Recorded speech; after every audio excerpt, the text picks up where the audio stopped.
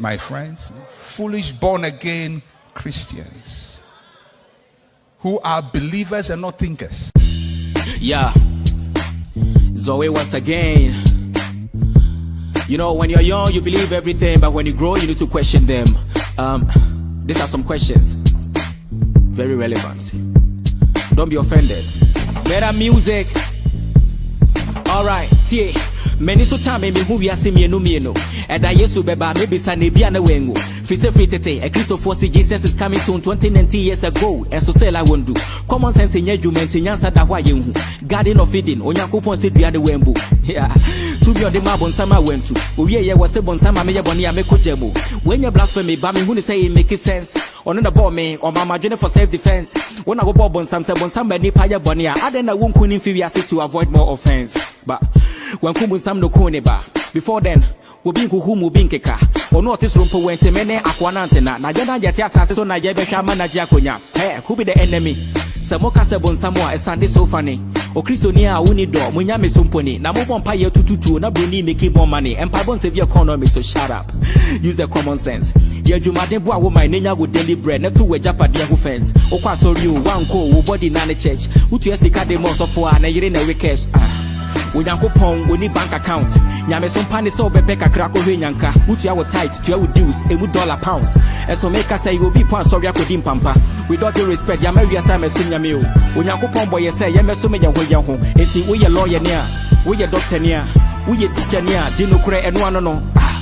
CSF Abraham be Moshe. Nana yeton kanta manka Ghana antiti say religion ti kamia yese nyansa nya adwuma biemu. Yato yankocha na twe na kofa broni die no. Wuhia bibeni a yefra wo saying or yefra me Frederick. And so be who broni bia yefra the Kofi Konto. Ya identity. So who gonna be called the brethren? Broni say nekete that's why bibeni mbobo. Adwene ne ho abode ne bre. Obi ne ho a watwe be sika da ho a wonpe. Wa broni ka praye de to ahwede. Enti Africa yanto ye ne meye be ye mobo. Yefra me zo we nwumne ne ye me bomo kokko. Mr. On the beat. We need the brain, we need common sense, we need wisdom, we need insight, we need understanding to run a nation. We don't need prayers. Koteti anchen. Kompai wakasi. David koteti anchen. Sufre urade. Was okwadofo. Koteti anchen. Wa buantati anchen. National kwin. Na di uweni. Hwentati ana kwin. Asamando a 16 gate and one asamando. First gate no. Angel be go gate na e ayakim. Second gate, angel be ho, ya fa nafta. Third gate, angel be ho, ya fa le calic. Ojidi. Ni create theory. Also him too. Wa uti wa bamu abu. Na won bu abi o. Want to be some question. Na omanum sem so asan. Wadum nsam so asan. Na so won kasa bi o. Na so what want to be some question. Na ojina ho. Na ojina ho. Na won bu abi o. Na be some question ti. Mentena. Me nuanum Ghana fo me chiachia mu nyina. Me dende Abraham bin Moshe. Adodo na frame the Bible zero mercy. Meda ekua ya freno common sense family. Common sense family ekuo bi a aba ye bie nuanu Ghana fo ani. Said ya be ya ye be yusu adwene a Nyankopon de maye. Ye terms bi a ye ka say adwene anya adwuma body ne bre. Ya yehye program bi ya to din say time with the common sense family. Ewo Amin TV any TV2. Jibre na hwe program yi. A program ye be discuss religious issues. Ye be kase Bible a ye jitu mu fritete say eye Nyankopon asem no. Bible no eye Nyankopon asem ampa na. Quran no efri Nyankopon. Nyankopon bi wo ho a wo bo so ne asase. A wo do nipa adaache. Ode nipa ebegu bunsam jem ana. Eye opener on this one. These are the words of a wise man. Nobody carries a heavy burden than he who has evil intentions. Once there's a creation, there must be a creator. God, whose supernatural powers and miracles can only be found in the book, but not in real life, is equal to a God who never existed. Nasajina Nyejuma, Bojinu Bre, Abraham ben Moshe, leader of Common Sense family. No size, Wagwan P Black. The main motive, no, they say, Nyami. Proverbs, Mamini, we know. Proverbs 18:13. Dia obua asam ansana wayemu hwehwemu no we Jimmy for. What you say? Dia obua asam, I dia wote asam. Dia wote asam.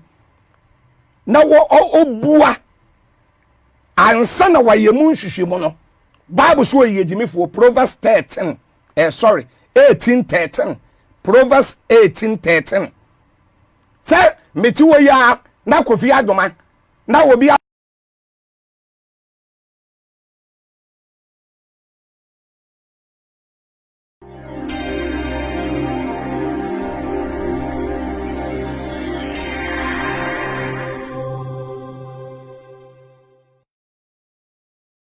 I think if there is a God, I don't know if it's the one in the Bible, because that's a weird story.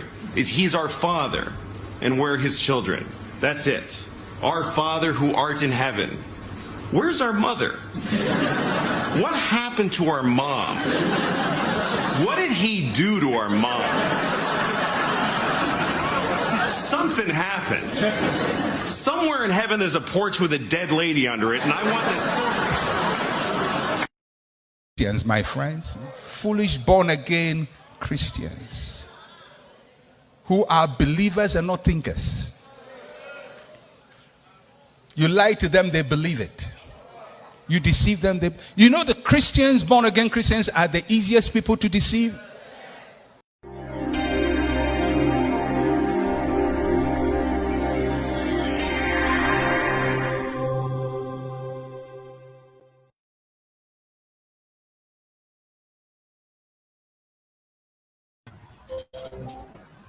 Good afternoon, good afternoon, Ghana, good morning, wherever you are, good evening around the world.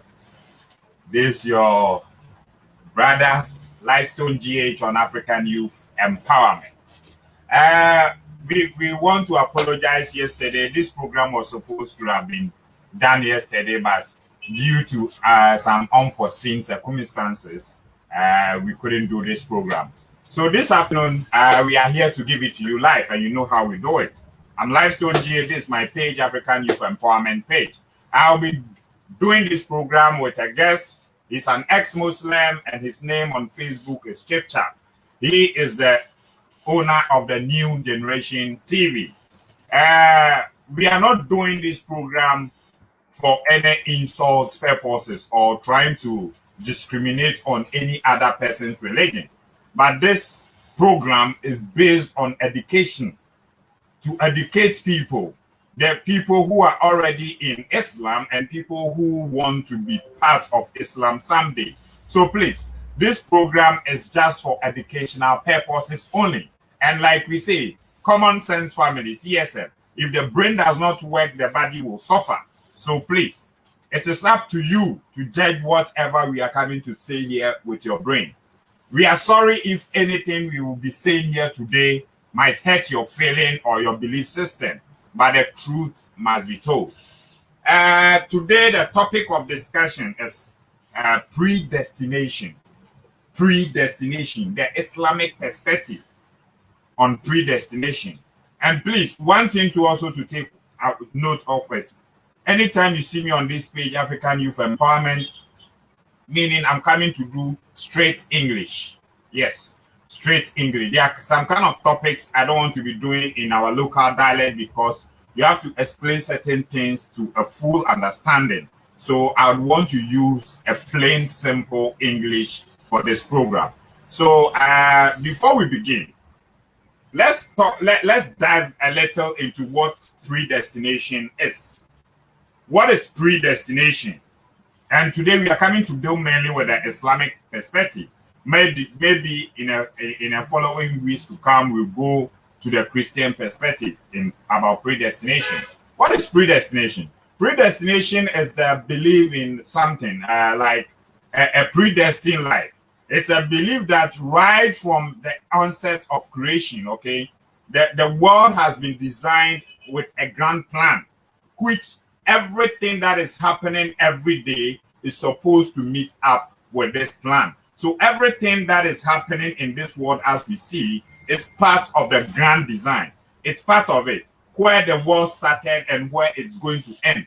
From the onset of creation, the world has been designed to move in a particular direction.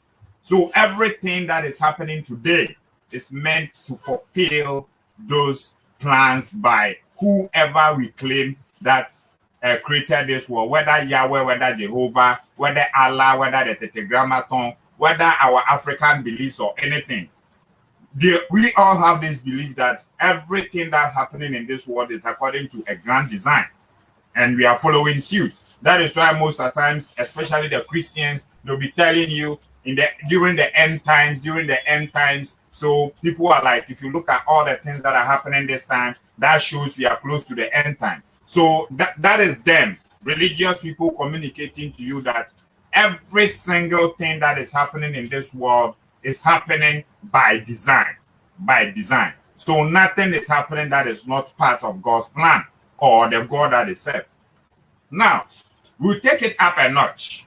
Today we are dealing with Islam. Let's look at Islam and sometimes how their Quran addresses some certain issues and how the Muslims themselves translate these things, and they are not being able to follow it and they want to defend it in other ways. But like I say, I am not a printing press. As I'm here, I am not a printing press. I am just reading what is written in whatever English translation.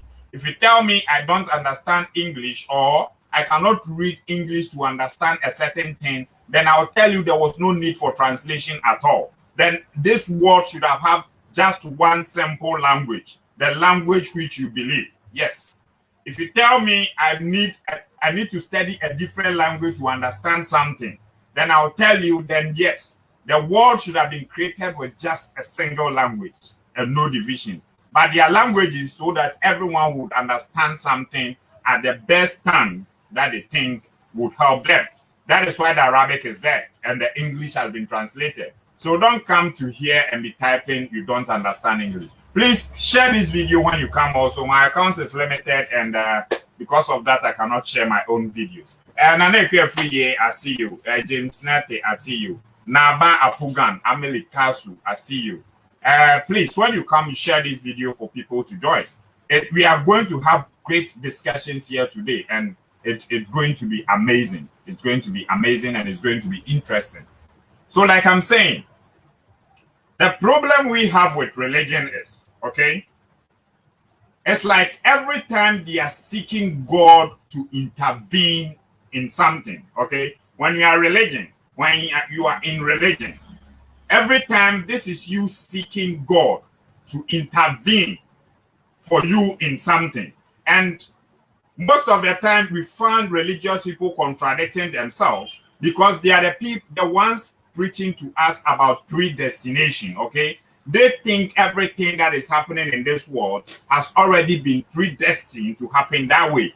But when they are in times of difficulty, they seem to forget these exact things that they say all the time, that everything. So when an accident happens, when someone dies, when someone is being robbed, when someone does not have a father, when someone grows up on the street, when someone ends up in a mental institution, when someone, whatever is happening in life today, according to religion, it is by the grand design. And Islam, they will tell you, unless Allah wills, nothing in this world can happen unless Allah wills. So it is only by the will of Allah that things would happen. Meaning, there are some Quran translation, they will tell you, unless Allah's live. Meaning, unless Allah allows it to happen, nothing can happen unless Allah paves the way or gives it a chance to happen the way we see it. But you see, after doing all these things, the reason why we are focused on this predestination topic is there are a lot of Quranic verses that is proving to people that even Allah caused people to misbelieve. Allah caused people to not believe in the religion. Yes. And today we are coming to do a lot of discussion. We'll dive deep into the Quran and bring out some of these verses and we'll deliberate on them. That is why I'm not trying to do this alone. I want to add an ex-Muslim who has already been part of this religion to give us detailed explanations of some of the verses and hadiths that I'm going to post here. Someone will ask what is a hadith. there is Quran, and we have Hadith, and we have Tafsir, and we have most of these books. The reason is this: the Quran is the direct word between God, Angel Gabriel, and Prophet Muhammad. The words in the Quran are direct words between God, Angel Gabriel, and Prophet Muhammad. Angel Gabriel being the messenger who took the message from God and delivered it to Prophet Muhammad to give to mankind. That is according to Islam. But there are times that most of these words does not come in plain understanding, even though it is in the Quran that the Quran has been made simple for everyone to understand. They still think there are some words or some messages in the Quran that needs further explanation. That is why we have the Tafsir and we have the Hadith. We have the course of revelation, what happened before the release, explaining the whole thing. That is why in Islam, when you go and read the Quran, they ask you, have you read the course of revelation? This is it. That is why we'll be adding most of these explanations to our videos. So thank you and welcome. So let's begin. Now, every Muslim would accept the fact that this whole universe is created by Allah. And he created the universe and everything in it. And there was nothing that he created that was not good for him. To Allah, everything that he created in this world was okay and was perfect. Now, Allah again created something that the Muslims call it a jinn, not even an angel, that he created out of fire, who later on became arrogant and disobedient to Allah. And the name that they gave to this thing is Iblis. Right from the Quran, when Iblis disrespected Allah and Allah wanted to sack Iblis from himself, from paradise, he and Iblis had this contract. He was not going to kill Iblis until the day of resurrection. Allah and Iblis signed a contract that he was going to allow Iblis to live as long as the day of resurrection before Iblis would also come and be judged, according to Islam. So this Iblis is still living. The Iblis is alive, roaming around. But from what we can see, the Iblis is what we term Satan. And there is nothing bad happening in this world without the consent of Satan. There is nothing bad that is happening in this world that we cannot involve this Iblis or Shaitan. That is it. So when you look at the contract that is signed, even when Iblis was leaving the presence of Allah, after Allah have allowed Iblis to go away into the world, and he will not be killed until the day of resurrection, Iblis told Allah this straightforward, that once you have allowed me to go out into this world, I would make sure your children, the humans that you have created, they are going to be stubborn. They are going to be disrespectful. They are going to be sinful, and they are not going to be dutiful to you, meaning they are not going to listen to you. So right from the onset of creation, Allah had this contract signed with the devil. Okay?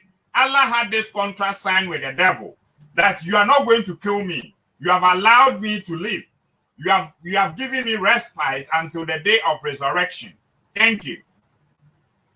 And they had this contract that once you have given me this respite to live, I would make sure the children that you have created, that is Adam and Eve and all their descendants, I would turn them hard ears on you. That is, they are not going to be dutiful or respectful to you. They are not going to listen to the words of Allah.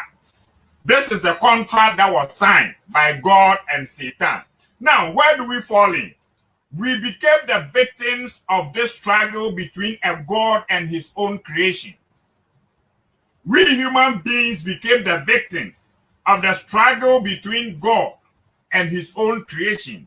The reason be that Iblis was a bit annoyed with God because God created Iblis from fire. According to the Quran, Iblis was created from fire. When he was created from fire, he was powerful.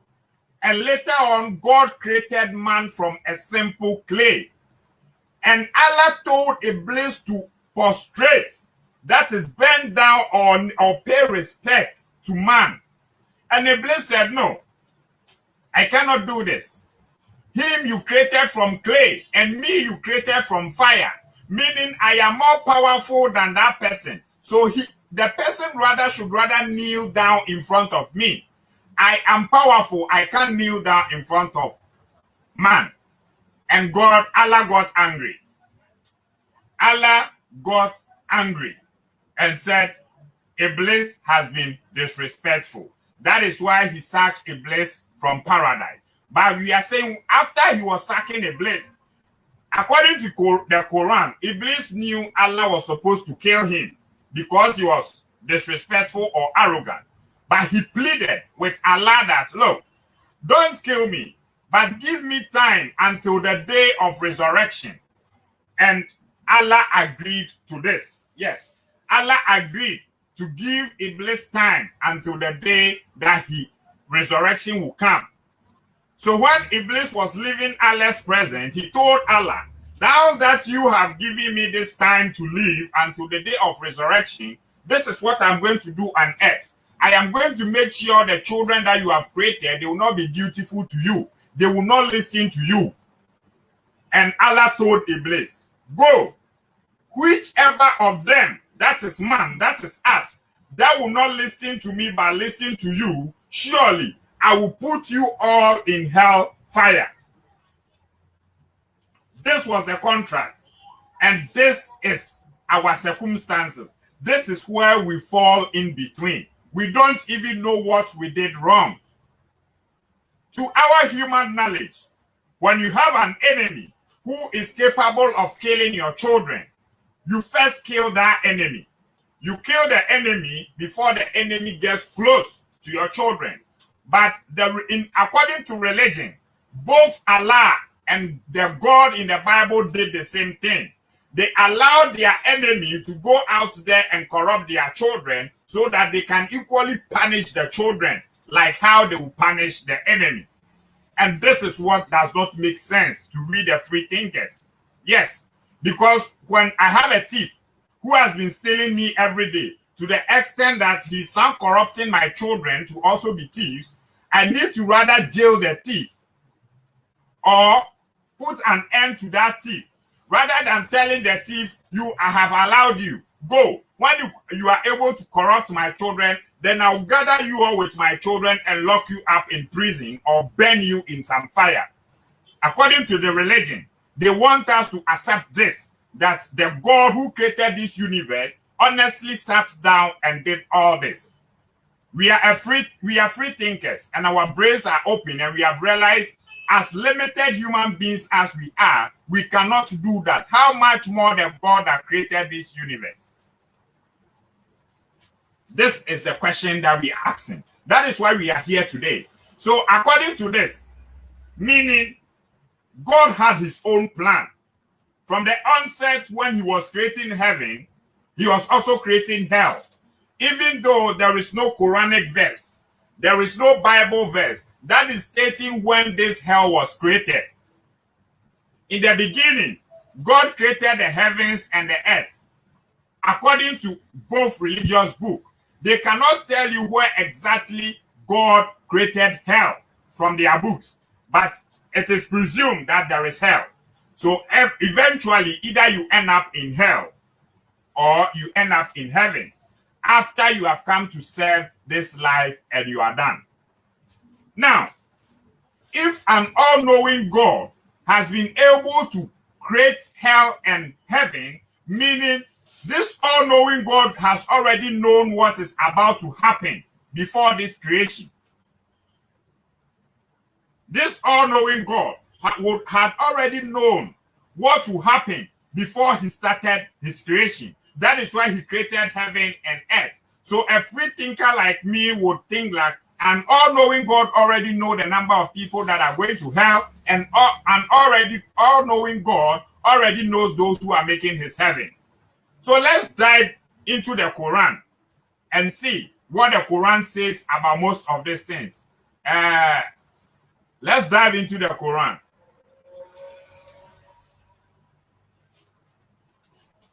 Now, let's go to Quran 57, okay? Chrome tab, where is it here? Sure. Let me make it a bit large so that we can all see. Yeah.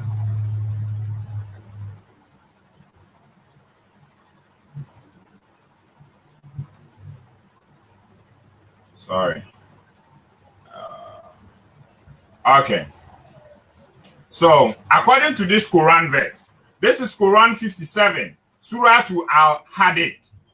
Surah to Al-Hadid, verse 22. This is what is stated there. No evil befalls on the earth, nor in your own souls, but it is in a book before we bring it into existence. Surely that is easy to Allah.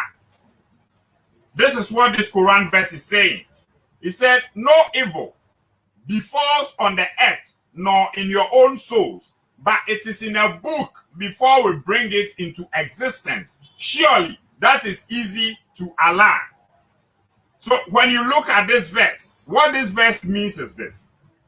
Nothing can happen in this world until it is allowed by Allah, or anything that happens in this world has already been written in a book before it happens.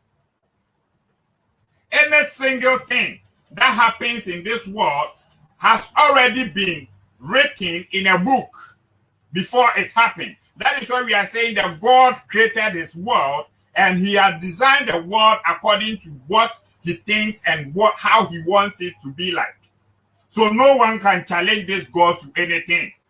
Now, this God has caused me to be an unbeliever, and this same God is causing me to join a hellfire.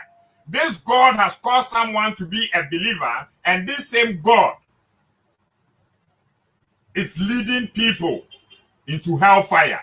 So, according to this very verse that we've just read, no evil befalls on the earth nor in your own souls, but it is in a book before we bring it into existence. Surely that is easy to Allah. So whatever will befall on this earth, whatever evil that will happen on this earth or with our own souls, it is already in a book before it is brought into existence. Please, what is the book? This is the questions that we are asking. This is why we are here today. This is why we are here today. Let's judge. Is it our fault? Is it the fault of people that all these things are happening in this world? If this same God who created this world is saying this in his book, that no evil befalls the earth nor in your souls, but it is in a book before we bring it into existence, meaning whatever I am doing, this simply means this. Let me explain. Before I have even already decided to come and do this live video, it has already been written in a book. Okay? It has already been written in a book that yes, on the 1st of November 2020 at exactly 12 p.m., Lifestone GH will put camera on himself and come and do a live video about predestination. This, religiously, this is what they are making us to accept. This is what they are making us to know. This is the plan of Allah, that before you even log into Facebook or come and listen to this live video, it has already been written in a book that it will happen. So everything that is happening in this world has already been written down. This is the part where I will tell you, if this was true, then the world is just like a movie. Okay? The world, whatever is happening in this world is just like a movie, and we are just following a script. Everything has been designed, and the script has already been written. This, that. So we are just acting according to the script. If we should accept this Quran verse, then the need for judgment will become very unexplained. Because if the God who created this earth has already designed the earth according to what he wants and how it's going to be, then what is the need for judgment? Because before I should come to this world, Allah knew I was coming, and Allah has already written down all the things that I'm coming to do. So I am coming to act upon it. I am coming to act upon it, right? So after this, why judge me? What is the judgment? Meaning, if you knew that, yes, Lifestone GH will come to this world, one, he will not accept the Quran. He's not going to accept the Bible. He's going to be a free thinker. And after that, he'll go to hell. According to religious belief, this is the grand plan of Allah. Lifestone GH, you'll be born in this year. You go to this school, you start doing this work, and you will not accept the Quran or Bible, and you will die, and you end up in hell. The book has been written and sealed. How is it my fault? Yes, how is it my fault? I know a lot of Muslims are going to come here and they are going to say, you don't know what you are saying. You don't know what you are saying. Now, let's read a hadith. Let's read a hadith about this thing and see something. Today, we are fully prepared before coming, okay? We didn't come here to joke. We didn't come here to joke. Let's read this hadith and see if indeed the Quran verse is true. If the Quran verse is true, then this hadith would explain it for us. Let's read this hadith. Oh, what am I even doing? Yeah.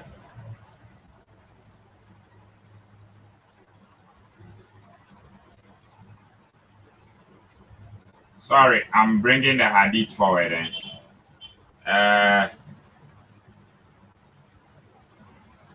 Go down.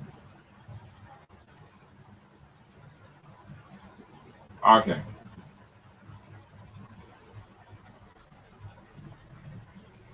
Chip Chap will be joining us live soon. Chip Chap will be here soon, and let me first do this. Send this thing first, please. Just a second. Let me send this thing first to our brother Chip Chap.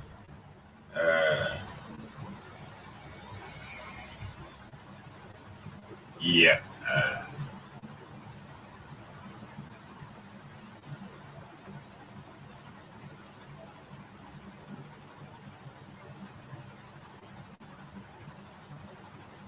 Yeah, Chip Chap. I think that I've sent the link to the group, so you can follow the link and join me. Now, let's go to our hadith. Let's go to our hadith. Let's go to our hadith and see what is written in the hadith. Yeah. Now, this hadith, okay? This hadith is explaining something. When Prophet Moses, after Prophet Moses died, and he went to meet Prophet Adam, this was a conversation that transpired between Prophet Adam and Prophet Moses. After Moses had died, and he has gone up there to meet Prophet Adam, something happened. And we want to, this is why the Quran verse that I posted the first time was very important to understand. That Allah said, nothing can happen on this world unless it is in his will. And whatever happens has already been written in a book. Now, this hadith is narrated by, who narrated? Abu Huraira. Abu Huraira reported Allah's messenger, peace be upon him, saying, there was an argument between Adam and Moses. Moses said to Adam, you are our father, and you did us harm and caused us to get out of paradise. Adam said to him, you are Moses. You are Moses. Allah selected you for direct conversation with you and wrote with his own hand the book, that is the Torah, for you. Despite this, you blame me for an act which Allah had ordained for me 40 years before he created me. Allah's apostle said, this is how Adam came better of Moses, and Adam came the better of Moses. This is what we are explaining here. Understand this. After Prophet Moses died, after Prophet Moses had died and had gone to paradise to meet Prophet Adam, Moses was a bit angry because if not for Adam, man would still be in paradise, right? If not for Adam, man would still be in paradise. So Prophet Moses met Adam and told him, Moses said to Adam, you are our father. Oh, Adam, you are our father. You did us harm, meaning you have caused us harm. You caused us to get out of paradise. And Adam said to him, you are Moses. Allah selected you for direct conversation and wrote with his own hand the book, that is the Torah, for you. Despite this, you blame me for an act which had been ordained for me 40 years before he created me. This is what I am explaining. According to what Adam said, whatever Adam and his wife came to this world to do was already written for him 40 years before he was created. I said this program will be great. We know the Muslims are going to take up this program and they are going to try and disprove a lot of us. The Muslims are going to take up this and they are going to disprove us. So I want them to carefully prepare. That is why we are doing this in English. We are not missing any word. According to the Quran verse, that I shared, I first read, according to this Quran verse, no evil befalls on the earth in your own souls, but it is in a book before we bring it into existence. Surely that is easy to Allah.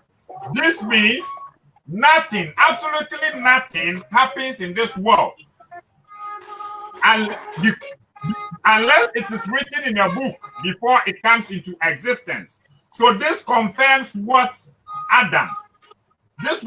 confirms what Prophet Adam was telling Prophet Moses, that look, everything that I did was written 40 years. He didn't even say it was written. It was ordained. Adam said everything that he came to do on this earth was ordained for him 40 years before his creation. Meaning everything Adam came to do was written down 40 years before Adam came. So Adam came and he was just acting according to script. Like I told you, according to religion, human beings, we are movie actors and we act according to script. And this hadith confirms this. The hadith gives a simple confirmation that yes, the hadith gives a simple confirmation. According to what Adam said here, Adam said, you blame me for an act which Allah has ordained for me 40 years before he created me. This is it. Let me put this into blue so that we really understand what we are doing here. We are using this. What has been highlighted? Let's now all look at what has been highlighted. Despite this, despite the fact that Adam was telling Moses, oh, as for you, Allah gave you a book. Oh. Allah spoke with you with direct conversation, and he gave you a book, that is the Torah.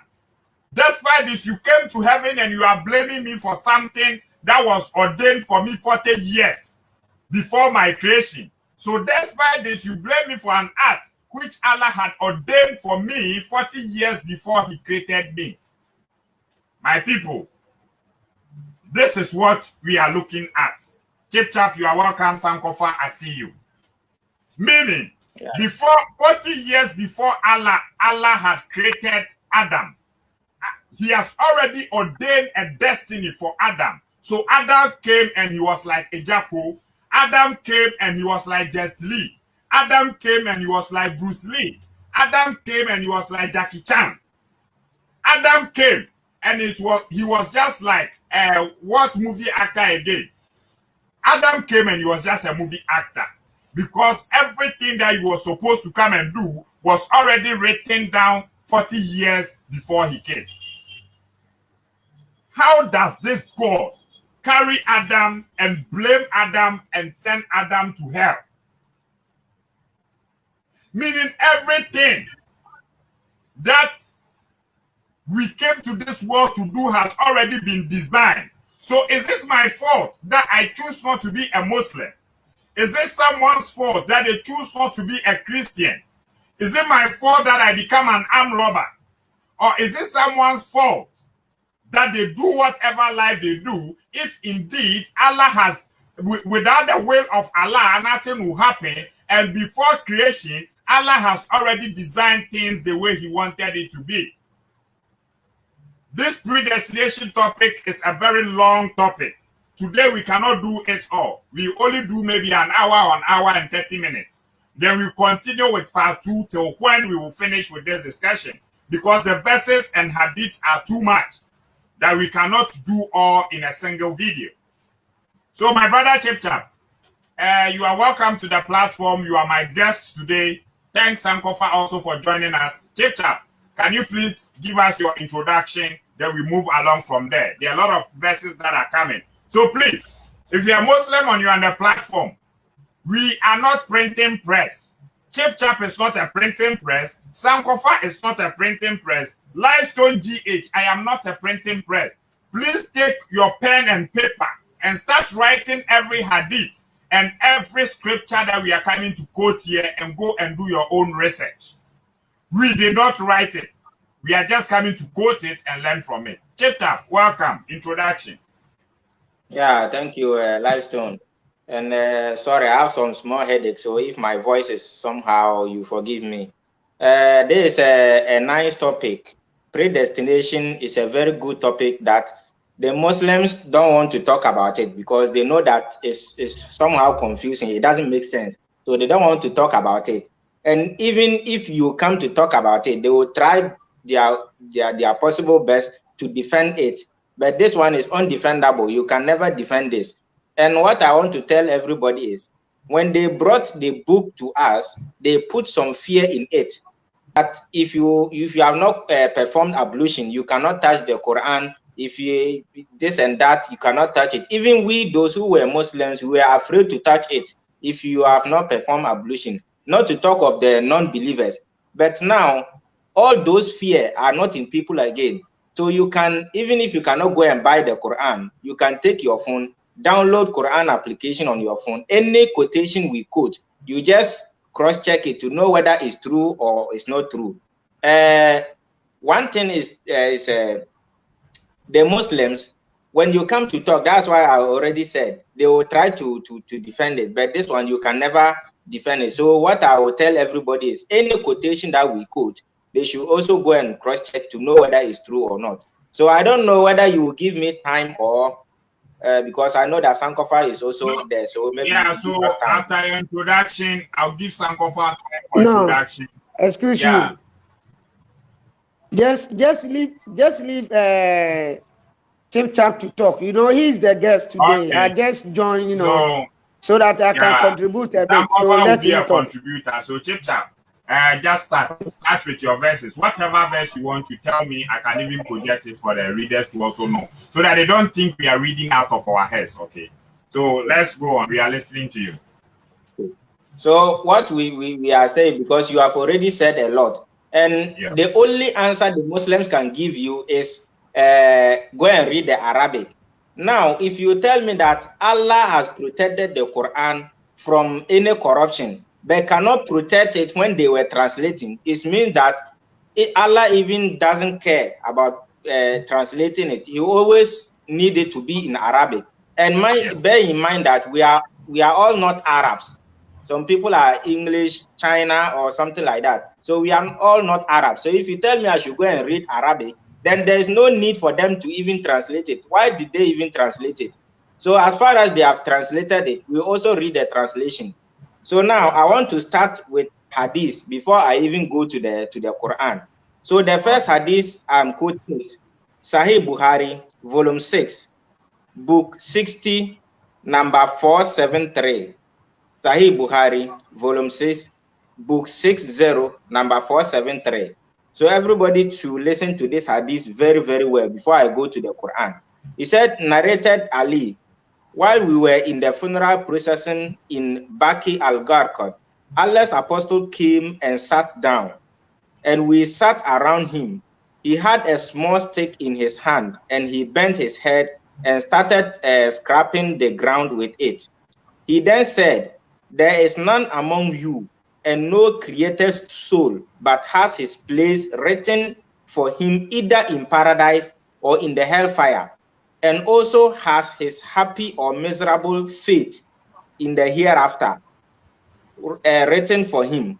A man said, "Oh, Allah's apostle, shall we depend upon what is written for us and give up in doing good deeds?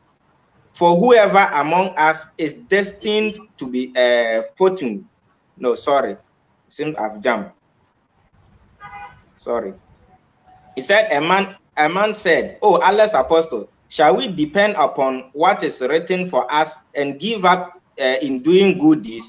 For whoever among us is destined to be fortunate, that is in the hereafter, will join the fortunate people, and whoever among us is destined to be miserable will lose such these as are characteristics of the people who are destined to misery." The prophet said, those who are destined to be happy in the hereafter will find it easy and pleasant to do the deeds characteristics of those destined to happiness, while those who are to be among the miserable in the hereafter will find it easy to do the deeds characteristics of those destined to misery. You see, so now this hadith, even that faith that was written here is not that F-I-T-H, it's F-A-T-E. I don't know if you can put that, the meaning of F-A-T-E for people to know. That faith is something written for you. You can never change it. That hadith you quoted concerning Prophet Moses and Adam, the same thing was written there. He said, you cannot blame me for something that was written in my faith 40 years before my creation. So this faith, F-A-T-E, is something you can never change it. So if Allah created you to do bad so that you will go to hell, you can never change it. That's what Allah wrote for you in your faith before he even created you. So this hadith is telling us God created every one of us and programmed everybody. So if Allah created you to go to heaven, that's what Allah created you. You can never change it. If he created you for hell, that's what Allah created you. You can never change. You understand? So this is all what this hadith is about, because it was even mentioned destiny. So if Allah created your destiny is hell, that's what you do to go to the hell. If your destiny is heaven, that's what Allah created you. So if somebody is a Muslim, Allah created that person to become a Muslim in order to go to heaven. If somebody is a free thinker, Allah created that person to be a free thinker so that he will go to hell. As simple as that. Now, I want to go to the Quran. I will start from Quran chapter 7, verse 178 to 179. So now 178 is saying that Quran chapter 7, verse 178 to 179. Okay, let me go there. For the Quran, Okay. I read from here. Okay, he said, indeed, whoever Allah guides in the right way is the one who got the right way. Whomever he leaves astray is he who is the loser. 179. And we have certainly created many among jinns and among the mankind for hell. They have mind, they do not understand with them. They have eyes, they do not see with them. They have ears, they do not hear with them. They are like cattle. No, they are misguided than that. Indeed, they are the people who have neglected. Now, the main point is we have certainly created many among jinns and among mankind for hell. Allah is saying that he has created many among the jinns and among the mankind for hell, which means Allah has created some specific people, just created them for hell. So whoever Allah created for hell, you can never avoid it. You will definitely go to hell. Now, if you want to understand this very well, I want to read one hadith here for people to understand that Quran chapter 7 verse 179, because Allah said he has created many among jinns and among mankind for hell. Now, logic and common sense, I want to ask everybody, if someone is born today and die the same day, is the person going to hell or the person is going to heaven? If somebody is born today and die today, automatically that person is going to heaven because that person has not committed any sin. If that person goes to hell, it doesn't make sense. The person has to go to heaven. Now, there's one hadith here I want to read for everybody to know that is true. That predestination is true. Allah created some people for heaven and created some people for hell. It's true. Now, this hadith is Sahih Muslim, book 33, number 6436. Sahih Muslim, book 33, number 6436. He said, Aisha, the mother of the believers, said that Allah's messenger was called to lead the funeral prayers of a child of the Ansar. Allah's apostle, he said, I said, Allah's messenger, there is happiness for this child who is a bird from the birds of paradise, for it committed no sin, nor has he reached the age when one can commit sin. Allah's apostle said, Aisha, peradventure, it may be otherwise, because God created for paradise those who are fit for it while they were yet in their father's loins, and created for hell those who are to go to hell. He created them for hell while they were yet in their father's loins. Now, go back to that Quran chapter 7 verse 179, that we have certainly created many among jinns and among mankind for hell. Now, this hadith is confirming that Quran chapter 7 verse 179. A child was born and the child died. So Aisha was asking the prophet that, oh prophet, this child, he has not committed any sin, nor has he even reached the age in which one can commit sin. So this child is going to heaven automatically. The prophet told Aisha that no, Aisha shouldn't say that, because Allah created some people for heaven while they were yet in their father's loins, and created some people for hell while they were yet in their father's loins. So this means that that predestination is true. If not, why should a child who has never committed a sin still go to hell? Ask yourself that question. Why should a child who has never committed sin still go to hell? Why? Because there's a predestination in which Allah has created this world. He has created people in two ways. Like they has created people to go to heaven and has created people to go to hellfire. As simple as that. Now, I want to go back to the Quran again. Quran chapter 6, verse 125. For us to see something there. 6, Quran 125. Please, you can help by typing the verses for us. I see Obape Chan is doing that. 6, 125. Yeah, Obape Chan is second Mayokoko. Second Mayokoko part 2. Yeah. Okay. 6, 125. 125.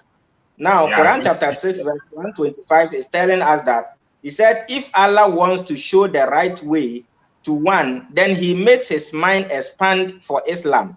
if he want to lead him astray, then he tightened his mind as that of one who has been climbing into the heavens. Thus, Allah gives suffering to the disbelievers. Now, this Quran verse is telling us that if Allah wants to show the right way to someone, he makes his mind expand for Islam. If Allah wants to lead you astray, then he tightens your mind so that you can never understand Islam. So, in order to also understand this very well, I want us to go back to the hadith again. This is Al-Tabari, book 1, number 306. Al-Tabari, book 1, number 306. He said, the messenger said, Allah created Adam and then rubbed Adam's back with his right hand and brought forth his progeny. Then he said, I have created these as the inhabitants of paradise. Then he rubbed his back with his left hand and said, I have created those for the fire, and they will act as the inhabitants of the fire. A man asked, oh, Allah's messenger. When he said, a man asked, oh, Allah's messenger, how is that? Muhammad said, when Allah created, he said, when Allah creates a human being for paradise, he employs him to act as the inhabitants of paradise, and he will enter paradise. And when Allah creates a human being for the hellfire, he will employ him to act as the inhabitants of the fire, and he will enter the hellfire. Now, that Quran chapter 6 verse 125 said, if Allah wants to show the right way to someone, he opens his mind for Islam. If Allah wants to lead somebody astray, then he tightens his mind. So this hadith is confirming that Quran chapter 6 verse 125, that when Allah created Adam, Allah rubbed Adam's back with his right hand and said, I have created those people for the heaven. And then he rubbed Adam's back with his left hand and brought forth his progeny and said, I have created those for the hellfire. So somebody asked Allah's messenger. I'm not stopping there. Can you give that hadith reference again? We need that hadith reference. Okay, it's Al-Tabari, book 1, number 306. So Al-Tabari, book 1, number 306, right? So I want to give a little bit of detail into what you just said. Meaning, after Allah created Adam, okay, he turned Adam's back and rubbed his back with his right hand for the first time and say, whoever that has been created for heaven is coming from Adam, right? Meaning it's a predestiny that when he was rubbing Adam's back with his right hand, that means the children that are already being created for heaven are there in Adam. Because Adam is the first man. The reason why I want to explain this thing, for people to understand what we are talking about, is this. And again, he rubbed Adam's back with his left hand again and said that those who have also been created for the fire are also there. So this means this. This confirms the first hadith that I posted here, that when Moses went to meet Prophet Adam and he was blaming Prophet Adam that you are the cause of our problem, you are the reason why we are not no longer in paradise. And Adam told him, oh, my Prophet Moses, everything that I came to do was ordained for me 40 years before my existence. Meaning right from the creation of Adam, those who are going to hell and those who are going to heaven have all been what? Built into Adam. So every Adam descendant, immediately you are born, your fate has already been decided. Either you go to heaven or either you go to hell. Thank you. That's a clarification that I want to do. Continue for us. You understand? So he said, I'm continuing from that same hadith. So when Allah created Adam, Allah rubbed Adam's back and brought his progeny and said, I've created these people for heaven. And he rubbed his back with the left hand again and said, I've created these people for the fire. So somebody asked, Allah's apostle, how is that? He said, when Allah creates you for heaven, Allah will employ you to act as the inhabitants of the heaven, then you go to heaven. If Allah created you for hell, Allah, the same Allah will employ you to act as the inhabitants of the hellfire, then eventually you will go to hell, which doesn't make sense. So it means all those who are Muslims now, because they know that they think to go to heaven, you have to become a Muslim. So now all those who are Muslims, it's not even by their will. Allah made them to become Muslims. Allah created them and employed them to become Muslims. Now, all those who are also talking against Islam, the free thinkers, even the Christians and the Jews, Allah made them the same thing so that they will go to the hellfire, which doesn't make sense. You see, now I want to go back to the Quran. Maybe this one will be my last verse so that maybe Sankofa will come in. This one is Quran chapter 11, verse 32 to 34. Quran chapter 11, verse 32 to 34. 11, 32. Yeah, Quran 11, 32 to 34. This was a conversation between the prophet Noah and his people. Verse 32, he said, they said, oh Noah, you have argued with us. You have argued a lot. If you are truthful, you bring us that about which you warn us. Verse 33, he said, if Allah wants, it is he who will bring it. You cannot defeat him. Verse 34, and he said, even if I want your good, if Allah wants to leave you wrong, any advice will not give you benefit. It is he who is your God. You will only be returned to him. Now, Noah is telling his people that even if Noah wants their good and Allah wants to leave them astray, any advice from Noah can never benefit them. So if Allah wants to leave you astray, anything a Muslim tell you, common sense family member can never accept, because Allah wants to leave you astray. So anytime the Muslims tell us that no, Allah created us and gave us free will, gave us free choice. If you want to believe, you believe. If you don't want to believe, you leave. It's never true. Allah created us. He didn't give anybody free will. Chip. Let's say this. These things that they say, is it not the Quran contradicting itself?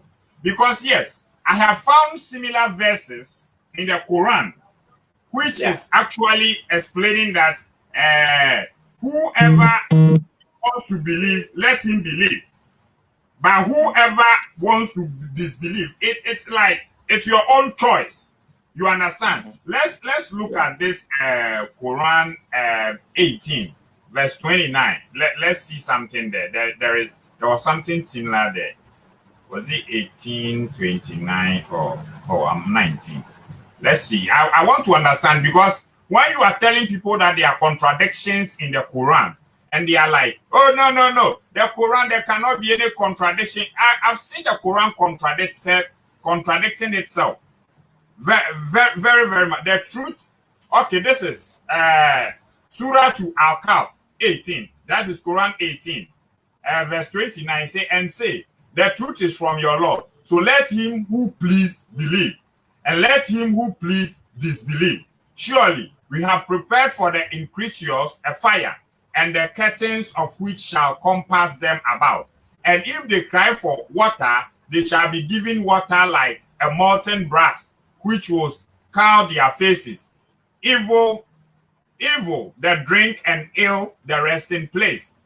This is what this verse is also showing. That if the Lord's message comes to you, if you want to believe, believe. It is your choice to also disbelieve. But if you disbelieve, you will be cast into hellfire. You see, this is also a contradiction to this verse. Let's go to Quran chapter 14, verse 4, and read something there. This is the verse that should have been the main part of our discussion today. This verse.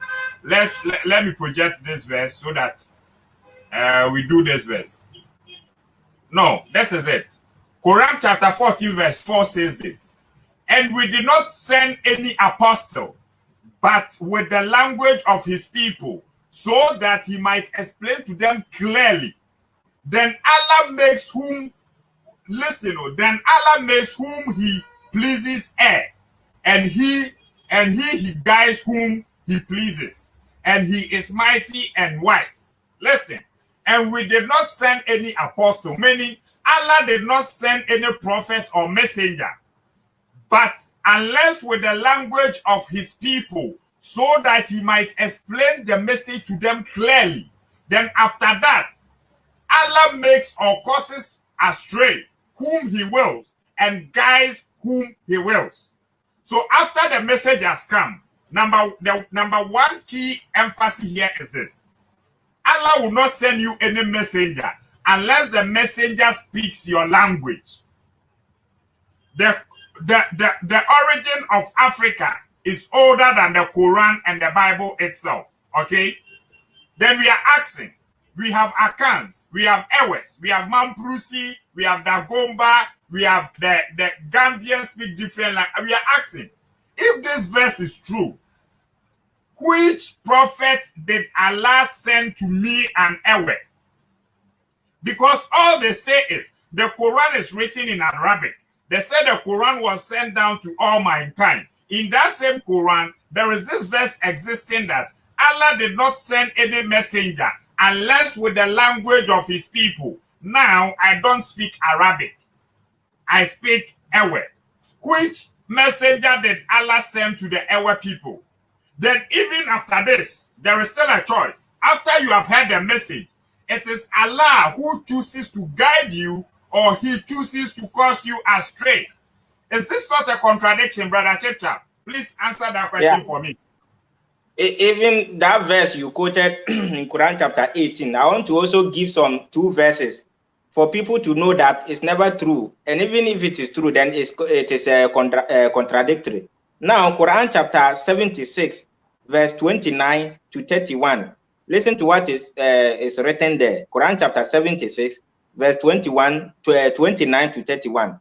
He said, indeed, this is an advice.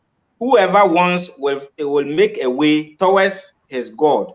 You do not want except what Allah wants. Indeed, Allah is knowing and wise. He admits in his mercy whom he wants. He has prepared a painful torment for the unjust. Now, Allah is saying that this is an advice. Whoever wants will make a way towards his God. And the same Allah is saying that you do not want except what Allah wants. So where is the free choice? I don't know. Another verse is here, Quran chapter 74, verse 55 to 56. Let's listen to what is said there. Quran chapter 74, verse 55 to 56. He said, indeed, this is an admonition. Whoever wants may learn from it, and they do not learn except by the permission of Allah. Listen to it well. This is an admonition. Whoever wants may learn from it, and they do not learn except by the permission of Allah. It is He who is to be feared, the possessor of mercy. Now, where is the free choice? If anyone wants to learn, you can learn, but no one can learn except by the permission of Allah. So where is the free choice? Where is the free will? It's never true. This one is never true. So they shouldn't allow all these tuber people to be just confusing people like that. They will say they go and learn the Arabic. Go and learn the Arabic. Now, if you read the English, they will tell you that it's a translation mistake. But now, people are in Ghana translating the Quran even into P. So if there's a translation mistake, why are you still translating the Quran into P? So we should reject all these English translations and come and follow your own. Yeah. Let's look at, you see the verse you quoted, okay? Yeah. I don't know why people think we don't understand the English that we are reading, or they want to, you see, the problem I have with religious people is this. When you meet 5 sheikhs or 5 malams, and you ask them to explain the Quran verse to you, all of them will explain the Quran according to how they understand it. But they will not agree to take your explanation. Let's look at this verse also. Look at what this verse also is saying. There is a verse here. Let me read it. That is Quran 81, verse 28 and 29. He said, for him among you who pleases to go straight, okay? And you do not please except Allah please. the Lord of the world. Meaning, this means what? You want to go straight, okay? But even the straight that you want to go, it is not by your choice. You want to go, but unless Allah wants you to go straight, you cannot go straight. So please, meaning, chap, we are here and we do not believe the Quran or we do not trust the Quran because this is what Allah has decided for us. Yeah. How is it our fault? I don't understand this. And more verses will come. That is why I said this Quran. I have about 50 verses of this. And we will have to explain all of them into detail. So this program will have to be part 1, part 2 going. So let's give our brother Sankofa the chance to also add an input. Then we take it from there. Sankofa, you are welcome to our program. The mic is yours. Yeah, sorry. It's like Baba Chan is asking about the verse again, like she didn't hear. The verse I quoted is Quran 76, 29 to 31. Then Quran 74, 55 to 56. So sorry, continue, Sankofa. Yeah, Sankofa. Okay. Thank you, Lifestone and Chief Chap. And I greet all of you and those who are watching the program. This predestination teachings is very, very important, as Chief Chap said, and we have to do it continuously so that people will understand why we were created. Okay, this Islamic faith or this Islamic belief is always contradicting itself, and even if you read some hadiths, you have to know that the concept of predestination in Islam is false. Let's just use this example. If predestination is true, and Allah knows that in His creation, one day He will call a prophet called Muhammad, and he will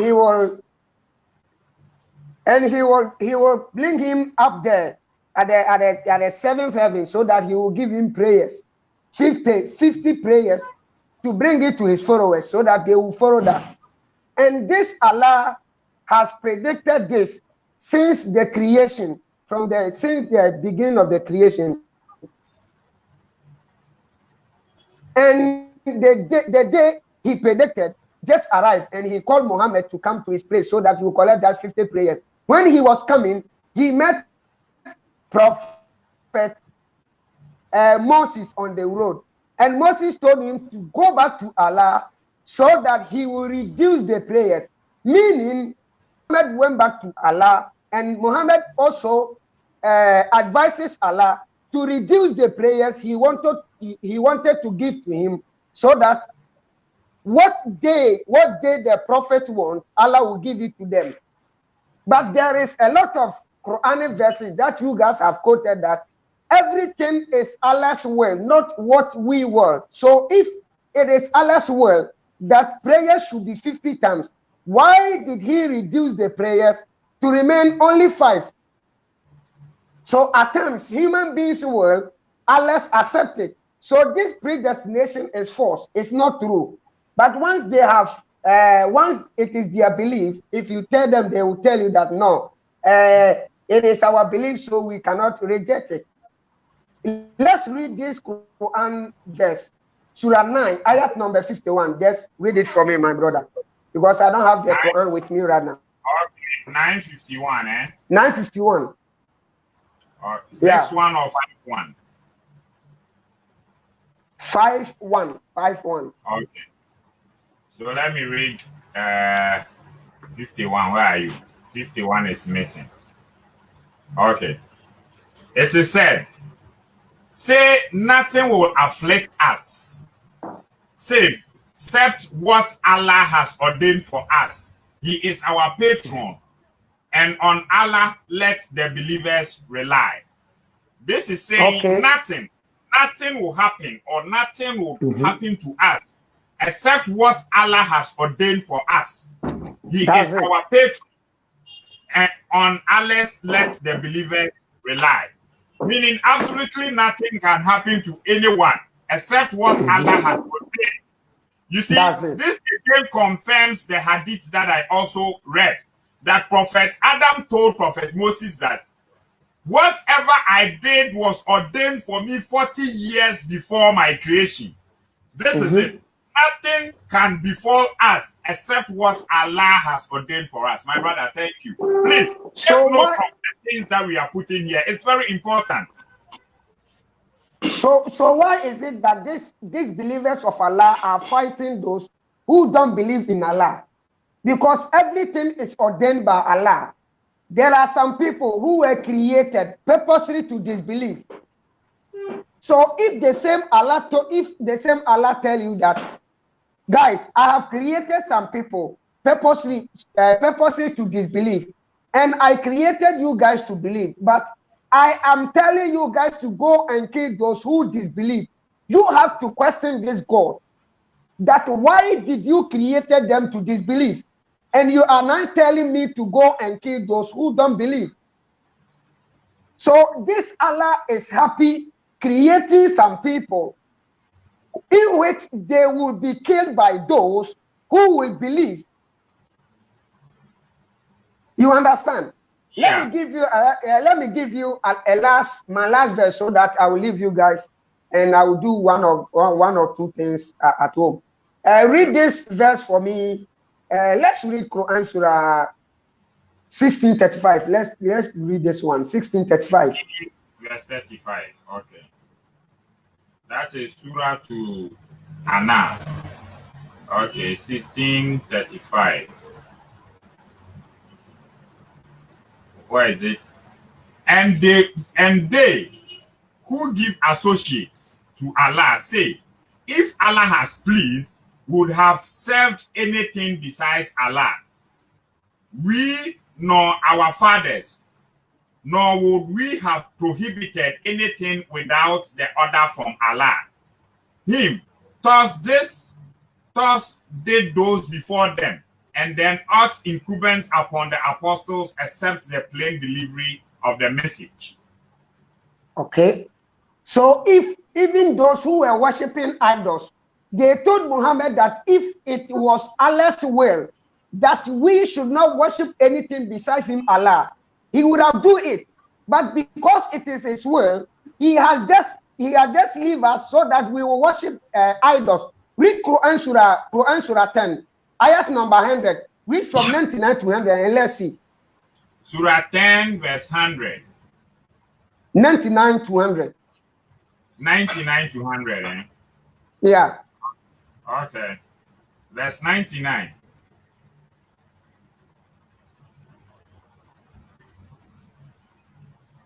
And if your Lord had pleased, surely all those who are in the earth would have believed everything about the Quran.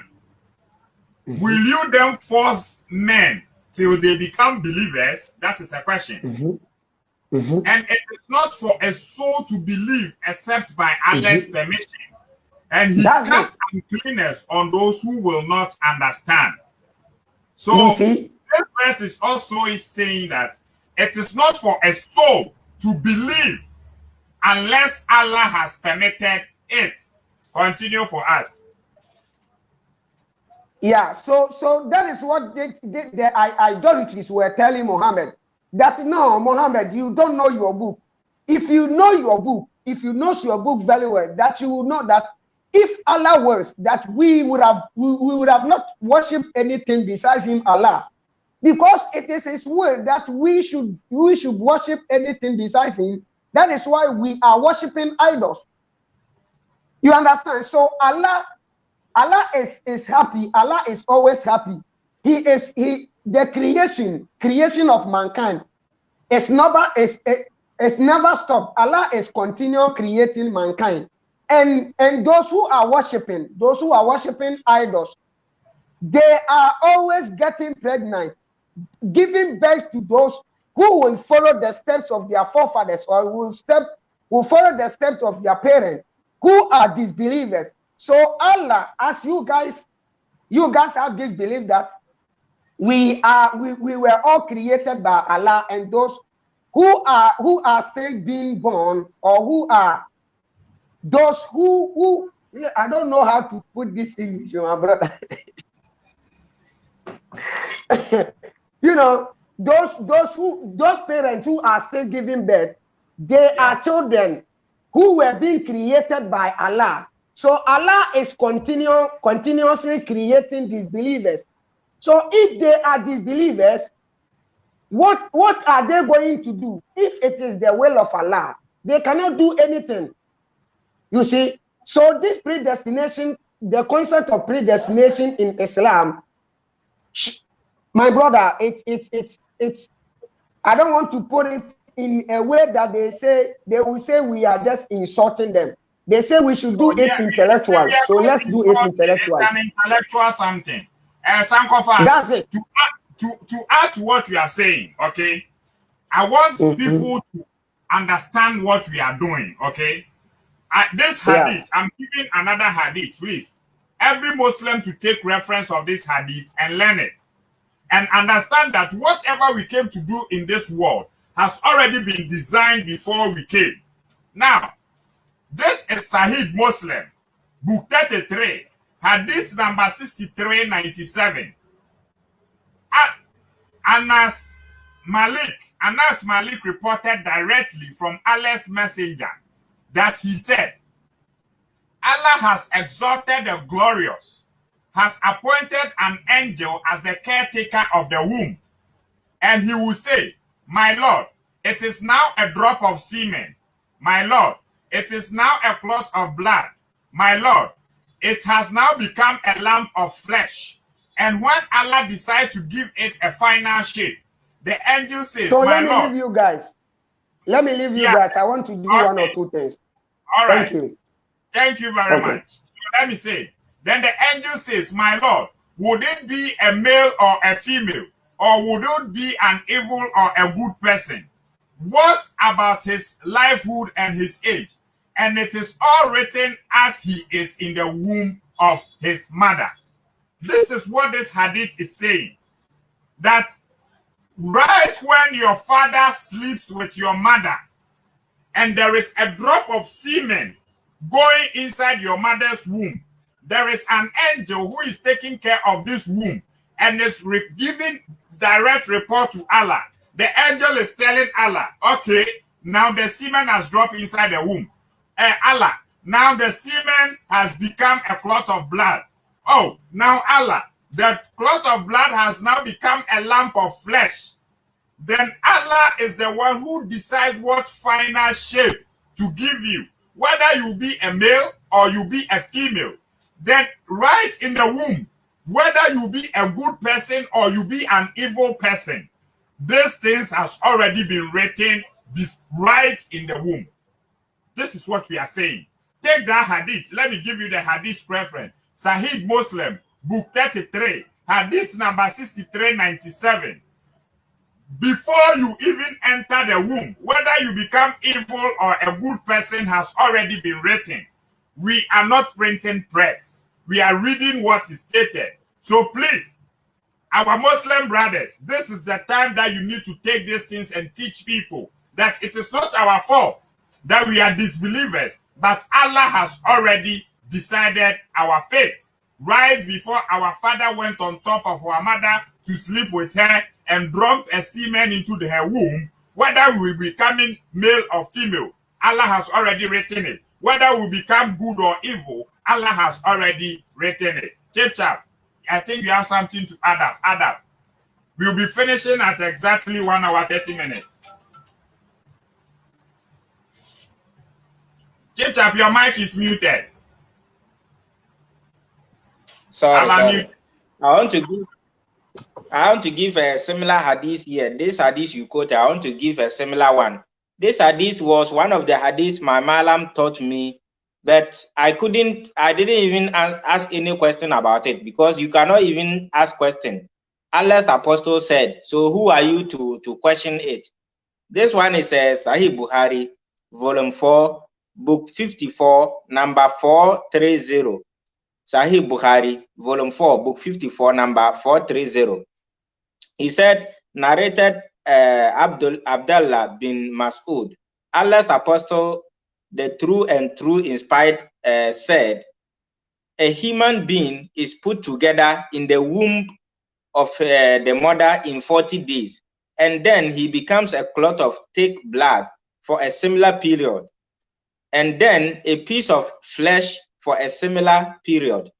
Then Allah sends an angel who is ordered to write 4 things. He is ordered to write down his deeds, his livelihood, his date of death, and whether he will be blessed or wretched.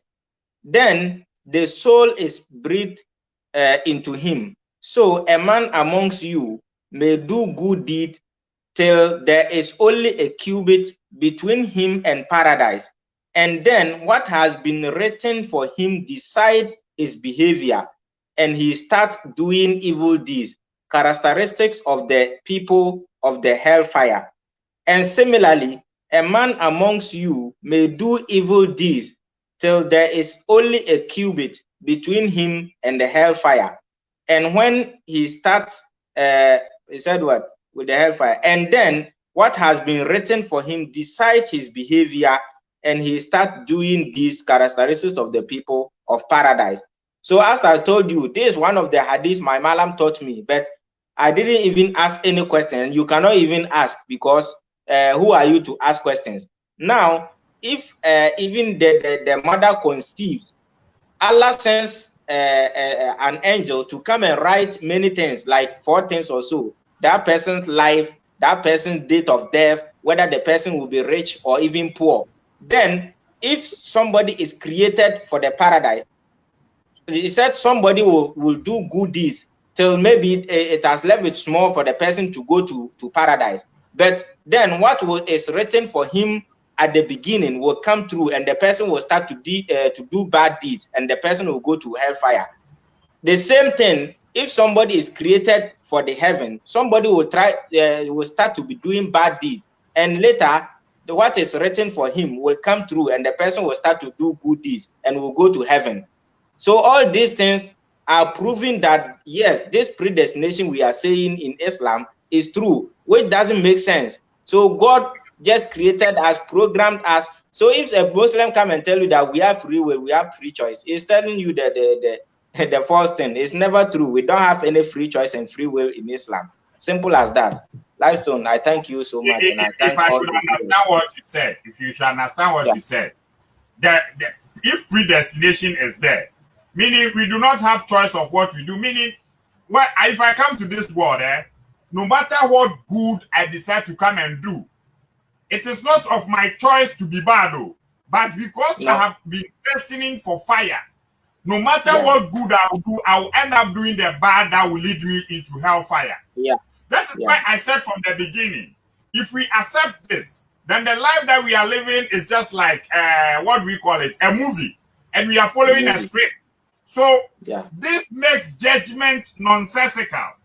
If indeed there is predestination, then judgment becomes a total nonsense. Let me put it that way. Nonsense is not an insult. It means the word does not make sense. It doesn't make sense. That is what we say nonsense. So don't take it as an insult. So I am here. I don't have the choices to my actions.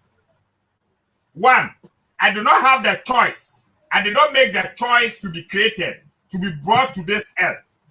I did not decide whether I want to be a male or a female.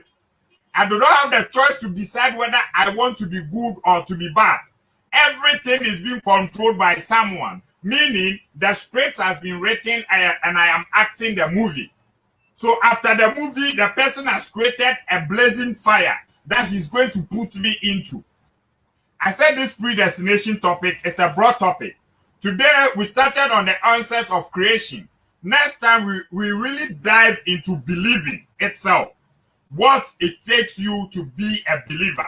The same predestination topic, what it takes you to be a believer. That is the topic number 2. And we will explain more of this hadith. I said I have over 50 Quranic verses concerning this. We've not even done 5. Yes, Sankofa did some, you did some. It's not even up to 10. So we have more.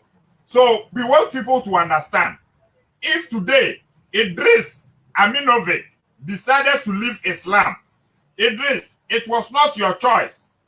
It was not your choice to leave Islam. If any of your family member comes to you and say, why have you left Islam? Give them the Quran verse and hadith that is saying that everything that you came to this world to do has been written, has been decided already. Right before you were from the womb. Okay? Kama Ibrahim, let your family know this. You see, we are doing this thing to help most of the free thinkers. When you are a free thinker, okay, your family don't want to accept you. Like the case of our dear sister, Mariam Boateng, okay? Your family would refuse to accept you. Your family will refuse to accept you. So you have to be able to explain to them from the same religion with hadith and Quran verses that whatever you came to this life to do has already been decided and to be written. And I entrust every religious person to accept this. That there is no need. There is no need battling people up and down. Why are you a disbeliever? Because whatever we are doing has been written and has been planned before we are even born. So what is your problem? So leave the armed robber to be. Leave the armed robber to be. Leave the rapist to be. Leave the, what do we call it? Whatsoever. Leave the Christian to be. If you have to accept it, then there is no need going around preaching your religion to anyone to come and accept. Because if Allah wants, you make the person accept. This is what we are saying. This is what we are saying. So let your people know, let your parents know that everything that you are doing in this life has been pre-programmed. You have been predestined to achieve all this. There is a script. You are just acting the movie. Then you end it. My brother Chip Chap, thank you very much for this wonderful program. I said it, we are doing 1 hour, 30 minutes. I think our brother Jagbani is here. You want to add something? As for him, we know him. So, P Black too. Jagbani, you are welcome to our show. Please, if you have any other, we'll give you some 5 minutes to do your other, then we end the show. If anyone also wants to come, I'll place the link here. Yeah, I've posted the link. So if you want to come on, you can come. We give you some 2 minutes or 1 minute to say something quick. There you come. People have too. We are listening to you. Welcome. Yeah, thank you very much. Thank you. Thank you. You people are doing a great job. And I just wanted to contribute a little bit. Because I can't, people will say that I am mobile. Yeah. You see, we are here. This Allah have already written everything for us. We have no say in it. Can you hear me well? We can hear you loud and clear. Okay. Yeah. So everything is already written down for us. We are just in the movie, in the cantata, concert party. We are just following whatever this Allah said. So I was going to read some hadiths, but it came out from almost like 3-4 places. But I will just read one. I will read one. If you read Al-Tirmidhi, number 38, narrated Abu Dawud, Allah Messenger, peace be, blah, blah, blah, said, Allah created Adam. When he had created him, and he struck his right shoulder, and they came out his white offspring, as if they were white ants. And he struck his left shoulder, and they came out his black offspring, as they were charcoal, BDA, as they were charcoal, BDA. The right side, white offspring, came out like white ant, and the left side, black offspring came out like charcoal. They were like charcoal. So he then said, to those who had came from your right shoulder are for paradise, and I do not mind. And he said, those who had came from your left shoulder, they are for hell. I do not mind. So Allah created Adam. The first time he just created Adam, Adam didn't know anything. He didn't know anything. Then Allah beat his shoulder, the right shoulder. His white children will come out from there. Yeah, that is the Arab people and the whatever, the Europeans. Then he said that these people, they are for the heaven, and he beat the left side, and some his future grandchildren, whatever, they came out and they were black like charcoal, and he said, this is the people for the hell, and he does not care. So here is the problem here. Yagbani, yeah. Please, someone is asking for your hadith reference. They didn't get it well. Give them the hadith reference, okay? Al-Trimedi, number 38. Just type like that, you will get it. Al-Trimedi, number 38, okay. Yeah. There are more places, but if you read one, it's okay. So, yeah, a black guy, I don't know, maybe there is some explanation for it, but the thing is there. If you read it, whatever you are reading is the same thing you are getting back. Nothing having changed. So here is the thing. Why did Allah decided to create Adam? He created Adam. Adam didn't get any chance. Allah already planned for him. Adam, you are going to release your sperm, blah, blah, blah. Some will be black, some will be white. Did Adam say that he want to have kid? Can't Adam have a choice to be a gay? Even Eve was not even created yet. And Allah already planned it there. Can't Adam be gay too? Adam don't even have a choice. And here, Allah already selected it that his black offsprings, they are for hell, and he does not care. Who are these black offspring? I don't know, because this word, the offspring, it means that what you are going to like to release, yeah, the kid, your next generation kid, blah, blah, blah. So I don't know, maybe there is some meaning for it, I don't know, but this looks like if this Adam was even real, his grandchildren, everyone who is going to be black, you are created for this hell. So black people, you have to think about this very, very. Even there is another hadith. I have to check for the reference. It's not in my head, but I remember the story very, very, very well. When Allah created Adam, he hit Adam back, and all the grandchildren, all Adam children were shown to him. Everybody, even you, Sankofa, you, Stone, you were there, Chip Chop was there, Michael Jackson was there dancing, Bruce Lee was there. Allah showed Adam every human being who is going to live on earth. We are all there. Kwame Nkrumah was there, according to them. Nana Addo was there. Nana Addo, Akufo-Addo was there saying that, yeah, follow Ghanaians. Everybody was there. John Mahama, everybody was there. So,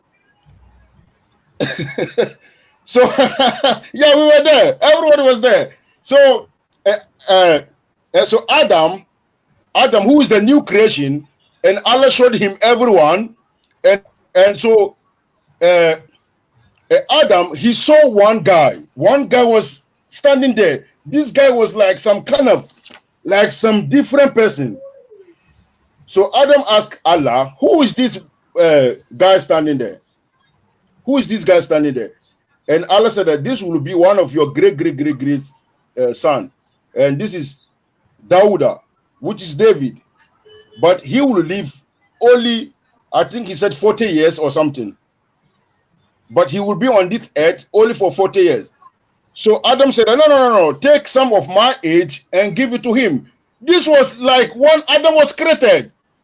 This dude didn't even know what is like Tonga. He doesn't even know what is Tonga. They were not even like if there. How can Allah already even give him all this? Why should Allah even show me to to him? People are two. Yeah. People are two. We have one Muslim guy here, Yusuf Abdullah. He's saying something. What the Quran and the Hadith is saying is simple. It means the heart of man contains evil and good. So it is up to you to make your choice. It is men that will good and the same as bad. You guys should stop confusing yourself. You see, I don't know what time you joined the program, but we read Quran verses and a lot of hadiths. None of them was like we had a choice. The choice was already written down before we came. And even Allah said if he had wanted, he would have made every person a believer. So you are late. So I think you should watch the video over and over again, brother Yusuf. People have to continue. Yeah. Or he can just click on the link. He will come. You will just read those verses for him again so that he will explain. Because if he said that, I don't think he's right, because we had this famous word, inshallah. Even when somebody died, they will say, yeah, this is what Allah wills. Yeah, it's Allah who give. Even if you go and do stupid and eat too much banku and die stupid die, they will still say that this is the will of Allah. So if I become arm robber, it's all will of Allah. So I don't know what he's talking about. And how can you even have choice when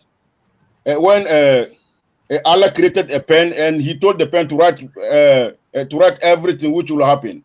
And this on inside this book, which is up there, everything this pen wrote is written. You can't change it. You can't change it. I personally asked one of my Malan that if Allah wrote if Allah already wrote it that I'm going to be an armed robber, how can I change it? Because what Allah already said, it cannot be changed. He told me I should do dua. If Allah wrote something bad for me, I should do a lot of dua. So I asked him that, so if Allah wrote that I can't do a lot of dua also, how can I also do this dua to change that? He was telling me. And he locked. Yeah, he told me that he will talk to another Malam and they will contact me, but never, but nothing, nothing ever happened.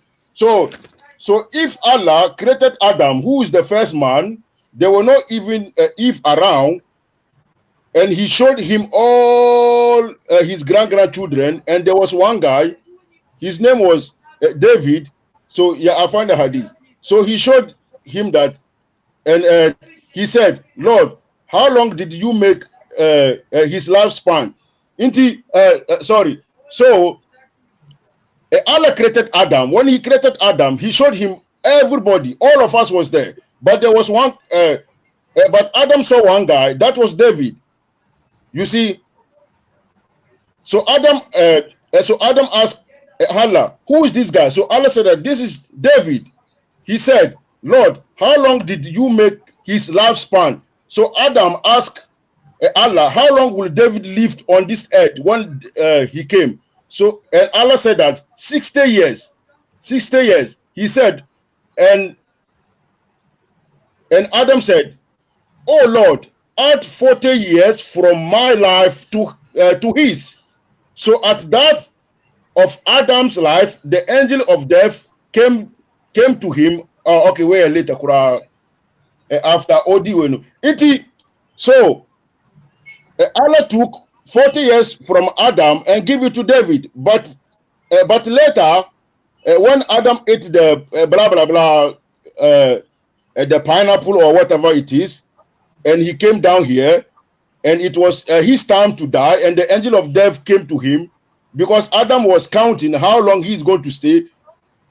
So Adam told the angel of death that, hey, no, my time is not yet. I have to live more. So the angel of death told Adam that you forgot that you said that we should take 40 of your years to give to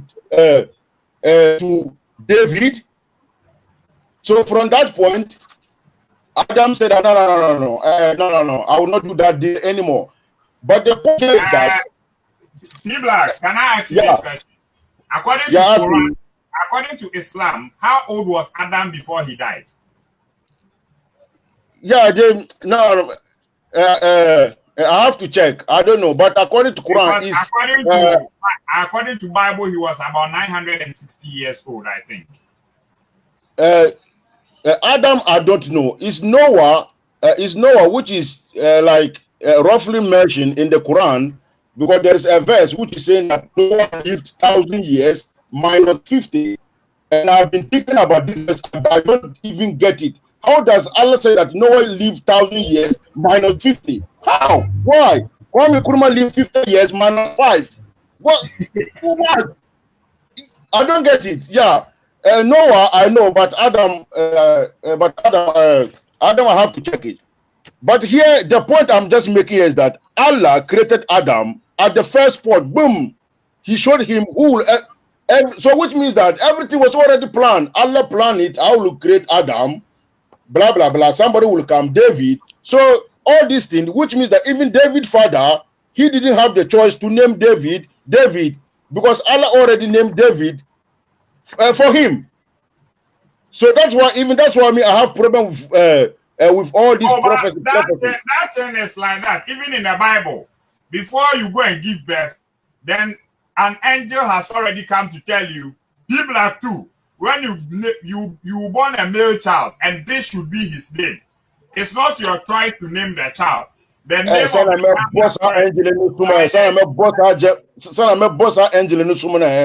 I will slap that angel. So you see, so we are just in the movie according to all these religions, but they say that we can't talk. We can't talk. Whatever we understand, when we get out to discuss it, they will stand some corner and insult us. They will say, go and learn Arabic. Satan, Iblis, and Allah, who is more powerful? Who is more powerful? We have to learn Arabic before we can understand Allah's message. Do you know how long you need to learn? Do you know how many years you need to understand everything about Islam? Some people say that this is you need all your life. Some people said 20 years. Blah blah blah. Satan never even sent even one page, one single page of a book. But Satan can talk to Farfarman in Farfarman language that, hey, look, somebody put some meat here, go and steal it. And this Farfarman will go and steal it. Busanga man, Ewe, Satan can talk to him in Ewe language that, hey, look, your friend wife have big bottles. You should try and get it. And this guy will understand it. He doesn't need to even look for Satan Quran to and Allah cannot just talk to us in our. Satan can speak every language. Satan and Allah, who is more powerful? Who is supposed to be more easy to deliver their message? People, this is the problem I have in Quran chapter 14, verse 4. You see, this verse is a verse that I don't know why Muslims are finding it difficult to explain this simple verse to us. It's like the verse is in their own Quran, but they do not accept the verse. You see, Allah is saying there that we do not send any messenger unless with the language of his people. Yeah, that is clearly for them the message. Then after that, Allah leads astray whom he wills and guides whom he wills. So where is the messenger? Me, I said I am Ewe. I don't have any messenger from Allah speaking Ewe. I came and all of a sudden Allah is saying Arabic is the world language. Go and learn Arabic before you can understand my word. I don't understand it. Yeah, and the same Quran is saying that Allah does not send any messenger to his people except this messenger. He speaks his people language. Okay, they say that Prophet Muhammad, he came for all of us. For example, Noah came to his people. He was speaking their language. They said Noah belonged to his people. Okay, we get it. right now, Prophet Muhammad, he belongs to all of us. Me, I am Mapurushi. So Prophet Muhammad have to speak Mapurushi to me.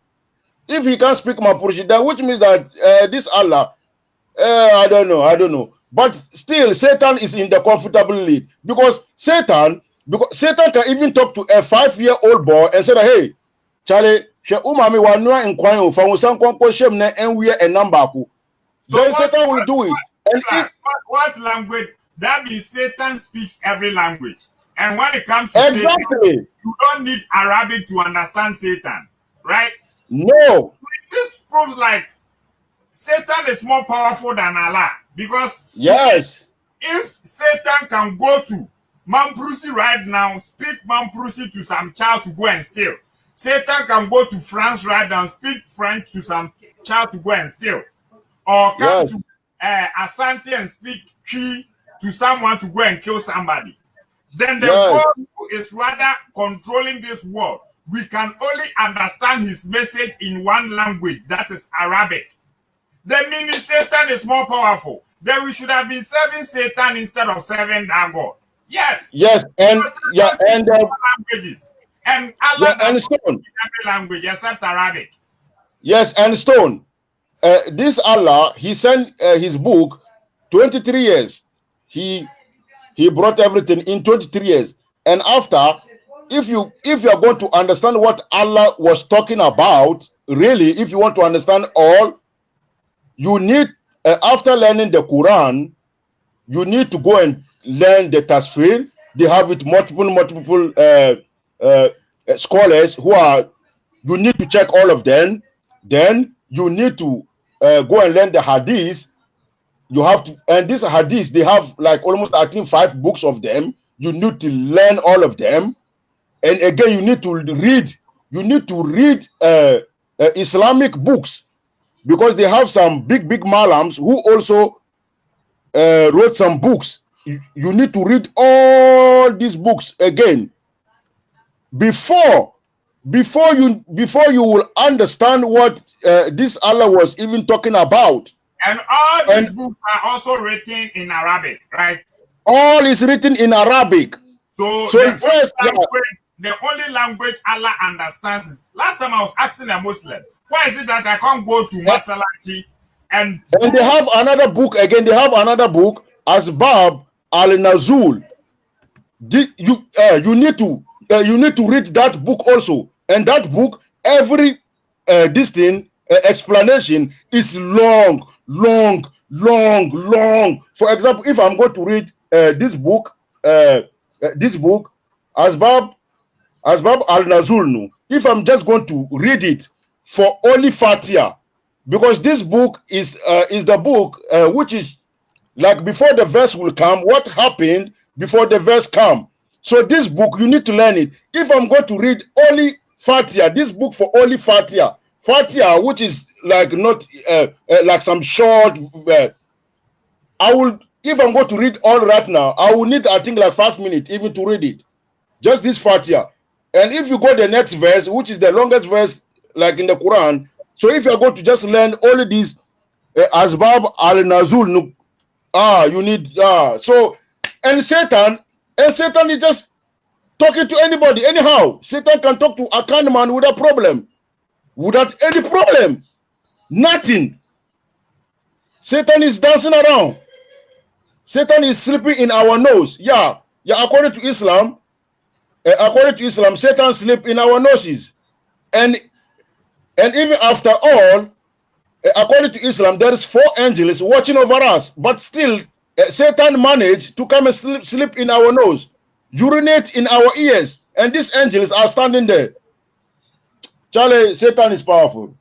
Thank you, P-Black. Thank you for joining us. So, like we are saying, I want to read this verse again. And we do not send any messenger except speaking in the language of his people, to state clearly for them. And Allah sends astray whom he wills and guides whom he wills. And he is exalted in might and wise. So this is it. The Quran said they did not send any messenger unless the messenger was speaking with the language of his people.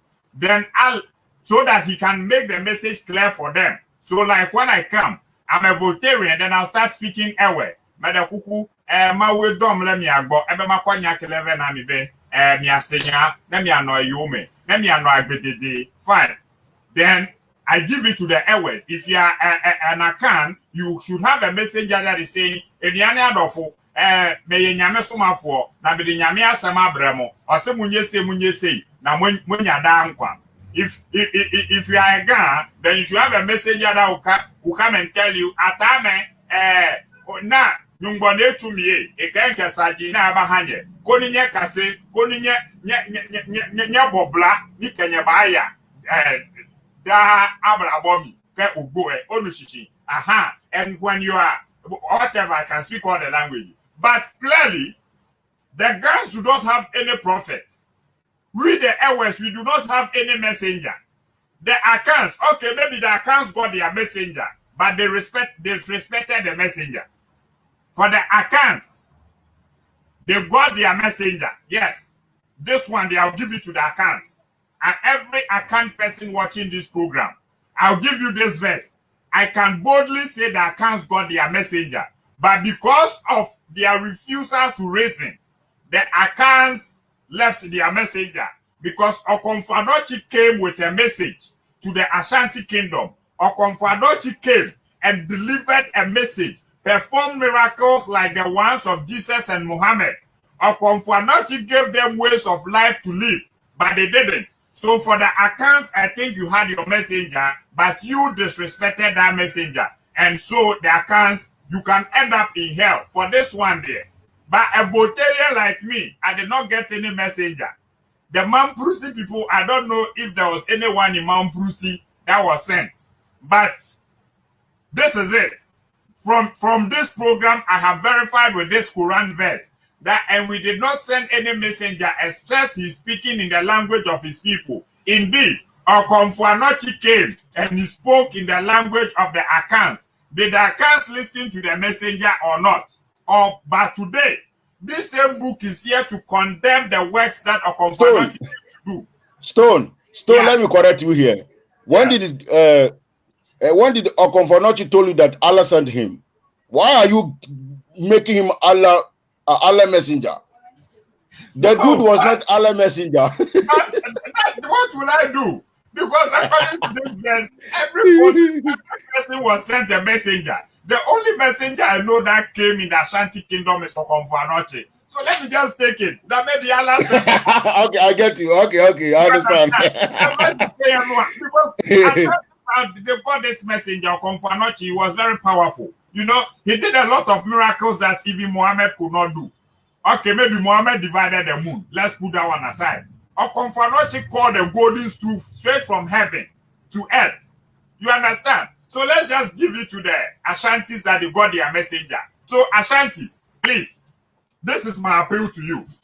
If you have any messenger to follow, go and follow Okomfuanochi, because that was the messenger that was sent to you. Don't disrespect Okomfuanochi, because he came with his message and he spoke your language so that you can understand it. So if according to Quran, everybody got his messenger, the Ashantis, you know your messenger, take it. I said it too. I'm not a printing print. I read it from the Quran. Thank you. Yeah. So when it comes to miracle, Prophet Muhammad, don't go there. Please don't go there. The man can make a miracle. His fingers, water will be flowing. Like you have opened the Akosombo Dam. Water will be flowing. Prophet Muhammad, even when the day he was born, animals were congratulating each other. Animals were going around, trees were singing. So don't go there. Prophet Muhammad feed 1,000 people with some few bread. So don't go there when it comes to miracle. Don't go there, man. But Jesus also 5,000 people with some few bread. So yeah, but Muhammad have more. Jesus walked on water. Muhammad called some kids. Someone killed them. Muhammad called them, and they just came like they were not dead at all. The man, this man, he split the moon into two. Don't go there. Don't go. Charlie, don't go there. So on this note, Chip Chap, I want you to give your final submission. This is just part one of it. Today, we focus especially on the creation, how Allah created or how people are even born into the earth. Next time, we want to focus on the reason why we do not believe. Is it our choice that we don't accept all these things? We can find these things in the same hadith and Quranic verses. So next time, I think at the part 2, you guys should be preparing. We'll be coming with the reasons why we do not believe. So thank you very much. Chap, your final submission. I want to just say something small about that Quran chapter 14 verse 4. Now, if you ask the Muslims that what is the importance of Allah sending a messenger who speaks the language of his people, they will tell you that because Allah did that for the messenger to explain clearly the message to those people. Now, if at first Allah had a good mind that no, any messenger I'm sending, let me send that messenger who speaks the same language, so that it not be like I'm sending the messenger who doesn't speak their language, so that it will create confusion, this and that. At first, Allah had that good mind. Now, what came wrong? What changed? And all of a sudden, Allah is sending a messenger to the whole world, knowing that the whole world does not speak the same language. That is the question we have to ask them. If at first Allah had a good mind, sending messengers who speak the language of his people, so that he will explain the message to them. Now, Allah has sent a prophet called Muhammad, who speaks only Arab, does not speak Akan, does not speak Mamprisi, doesn't speak China. He doesn't speak any language apart from Arab. And you are telling me that now Allah sent that messenger to the whole world. It doesn't make sense. At first, Allah was sending messengers who speak their language. That time, they were not like it's a translation mistake, it's a translation mistake. They speak the same language, so there's no need for translation. Now, Allah sent a messenger who speaks only Arab. If you go and read the English, they will tell you that it's a translation mistake. Why didn't Allah send the messenger who speak in my language, so that I will not need any translation? So it doesn't make sense, which even proves that that messenger is only for the Arabs. If you are Ghanaian, that messenger is not for you. It's simple as that. So I know that we will still continue this program the next time. So I will leave everything here. Then I will thank everybody.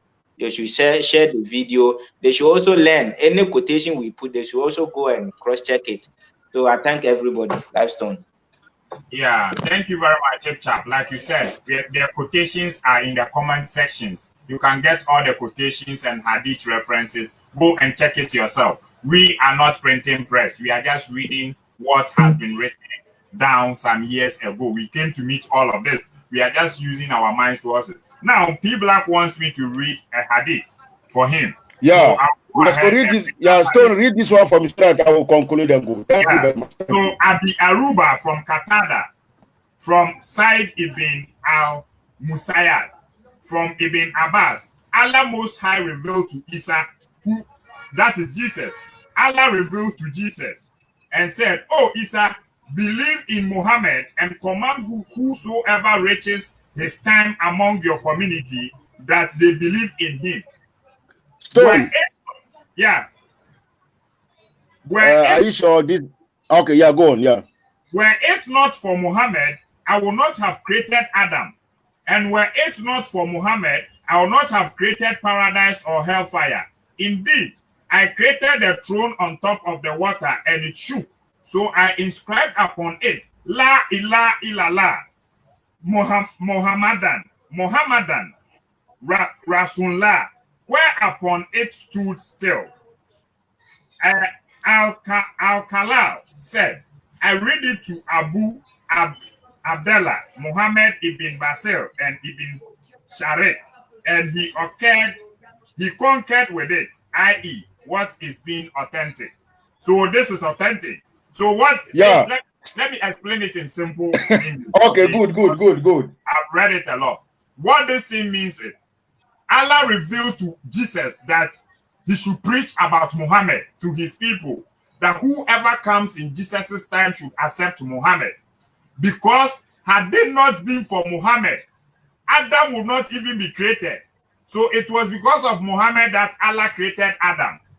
Had it not been for Muhammad, there would be no hell and there would be no paradise. So had they not been for Muhammad, this world cry would not have been in existence. Exactly. And this is authentic. You see some twist. Authentic. Yeah. Yeah. So you see some twist to all these things. So account people will say that Akuko Brahma wine and Brahma Muhammad. You see, so according to this hadith, if not because of Muhammad, you will not be here. So we are just we are all here. Yeah, Muhammad meaning from the time that Allah was creating this world, he knew that it was because of Muhammad he was doing all these things. Yes. So that is why this topic is a broad topic. You see, what the hadith you just bought is something we can discuss for 3 hours and not finish.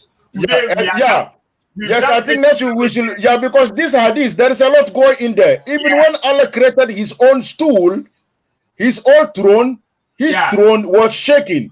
Yeah, this is like some Cartoon Network. This Almighty Allah, he created a throne. The throne he's going to sit down with his buttocks. This throne was shaking. This throne don't want Allah to sit on top of him unless Allah wrote Muhammad's name on one of these throne leg. Then this throne was cool for come on. Chip chap. And what we will do next time is we will take about 2 Quran verses and we will take similar 2 hadiths. Then we use it for the program so that we can explain it more into detail. Today we've given all our points and it's very good. Today we've given all our points, very good. So thank you all for joining me. This is the African Youth Empowerment. You can follow all our pages down there. For some reasons, I've done 2 hours. I'll not be taking call-in segments. Next time, we'll do it shorter. Then we take call-in segments so that the program will be beautiful. Follow us and learn. We are not printing press. We are just showing you how your brains have been played with. If you believe the God who created this universe wrote all these verses and the hadith that we are quoting, if you believe it is the God that created this universe did this, then it's up to you.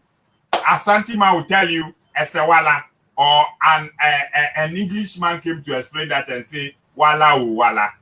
Thank you very much for joining our platform. My name is Lifestone GH. My guest was Chip Chap, and we had extra 2 guesses, Jagbani Nagbewa and Sam Kofa Nokare. Follow our pages. Follow African Youth Empowerment. If not yet like this page, like the page and subscribe so that when we come live, you can get a notification. We are here to teach sense. Follow Truth is One by Otibo Finisher. Follow the New Generation TV. Follow Shady's Media on Facebook. Follow Samson Seto Kwabena SSK on Facebook and YouTube. And the bosses of them all follow Chronicles of Abraham Ben Moshe on Facebook. And on YouTube, the main channel is Common Sense Family and CSF TV. Big ups to Abraham Ben Moshe for giving us this opportunity, for giving us the zeal that we need to come out and be doing these teachings to enlighten our people. Like I said already, this is your neighborhood brother, Lifestone GH. I love everybody. I do not hate anyone. I am fighting for my motherland, which is Ghana, and my continent, Africa. If you have any problem with me, please pardon me. This is the best way that I see forward. Thank you very much. Till we meet next time again, let's listen to Prophet Kum Chacha. Meme for ade born in channel. Sorry. So we are Christian inti. 89. Christian na mo action yedi. 80 for ade born in channel. Many ade betwe akodu tam obekọ buru nsam jam. Na me makọ heaven. Onfa na born in channel. Sudden. There be sudden coffee. Sudden ade nti na me fa channel. Ose wanu ne ho. Wanu ne ho. Ani wanu ne ho a. Hwe, da no obi yam interview ba bi a. Ade so wanu ne ho nti ane je ne bata wo ho. Dan nyame be fra bronsam akọ heaven. Awo nyame be je bronsam abata no no. Dan no meje ade. Eh say. Nonsense.